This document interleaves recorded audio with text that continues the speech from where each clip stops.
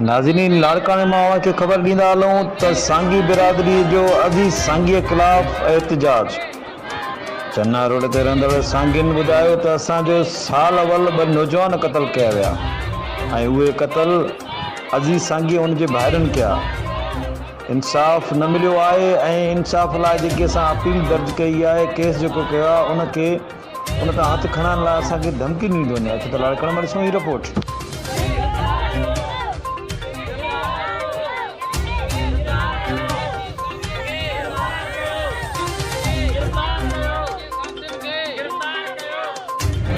बहुत साल अॻु में भते नजण जी सूरत में असांजे 3 नौजवान खे सरेआम अज़ीज़ सांगी गोली हणी क़तल कयो। उन्हनि जा नाला शहीद अयाज़ अली सांगी, शहीद सज्जाद अली सांगी, शहीद हफ़ीज़ अली गाद।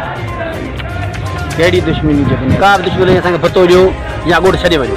कहिड़ो ॻोठ आहे तव्हांजो? चनाम वाला। किथे? आकल रोड ते, लाड़काणे। हा, नवंदर चौक जे भरिसां आकल रोड आहे। हुनजी का एफआईआर दाख़िल थियल आहे।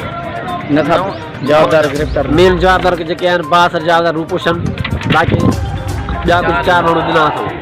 तव्हांजो मुतालबो? असांजो मुतालबो त मेन जवाबदार गिरफ़्तार थियण, असांखे धमकी था ॾियण उहे त केस था खणो। मुंहिंजा नाला अज़ीज़ सांगी, रमी सांगी, बशीर सांगी।